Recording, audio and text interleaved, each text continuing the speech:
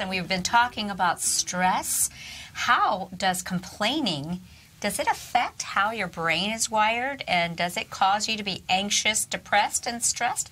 Well, according to Aaron at Health Nut News, there's some research that gives us an idea that we actually rewire our brain when we're complainers. I think you can feel it.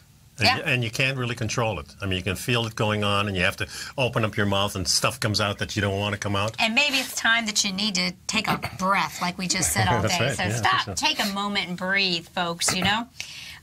We've all seen those certain people that we can call them a negative ninny or whatever. In fact, there's different, but these people that constantly complain not only drain their own energy, but they drain the people around them. Yeah, so they're called drain types. Drain types. Yeah. This is not to do with plumbing. Right. The first one is venters. This is a very displeased person who doesn't want to hear solutions, no matter how helpful they are. They just want to complain. And sometimes you need to.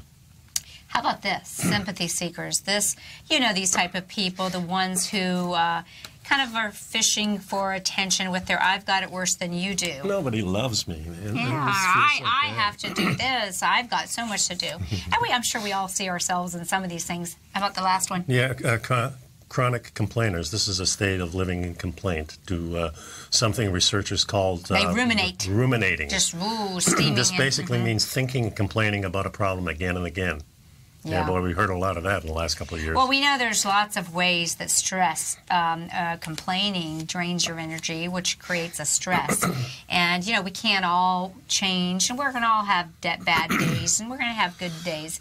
But what we really want to do is realize that this negativity is actually rewiring our brain. As you've heard us say, what you think about, you bring about. So we really want to try and change that possibility that our brain might be rewired towards negative things. In fact, Donald Hebb, a neuropsychologist, believes that neurons which fire together wire together. I like that. That's kind of that makes sense, too. Yeah. So what he means by that is that a group of neurons connected in our brain as a result of particular life experiences, and it kind of helps create and perpetuate that memory. So whenever we think a thought or have a feeling or a physical sensation, thousands of neurons are triggered, and they all get together to form a neural network. Yeah. And the brain learns to trigger the same neurons with repetitive thinking. Yeah, and we certainly get this type of thing as a pattern from probably our parents.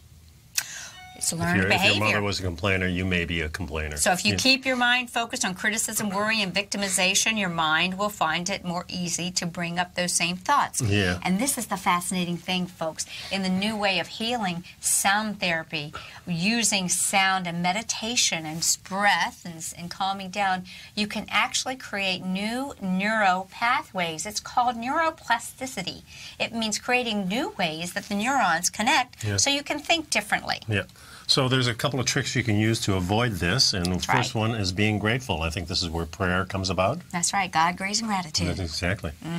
Catch yourself. Catch yourself in a complaint. Stop complaining. Congratulate yourself for being aware. Ask yourself, what kind of person talks like that or thinks like that? Yeah, instead of saying, oh, I forgot this, I forgot that, saying, I just remembered it.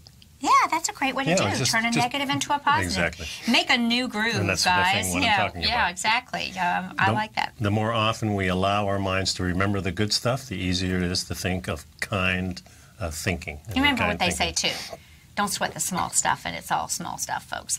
And practice wise efforts. Wise effort is letting go of that which is not helpful or cultivating that which is not skillful or helpful to your health. So what we've really covered today, folks, are some real easy ways for you to start taking control of your life by taking control of your breath. How simple is that? Yeah, my dad always told me the first step is always be kind. That's right. Be kind to yourself first, and take a moment and take a breath. We'll see you next show. Thanks for sticking around, folks. Have a great day. Bye-bye.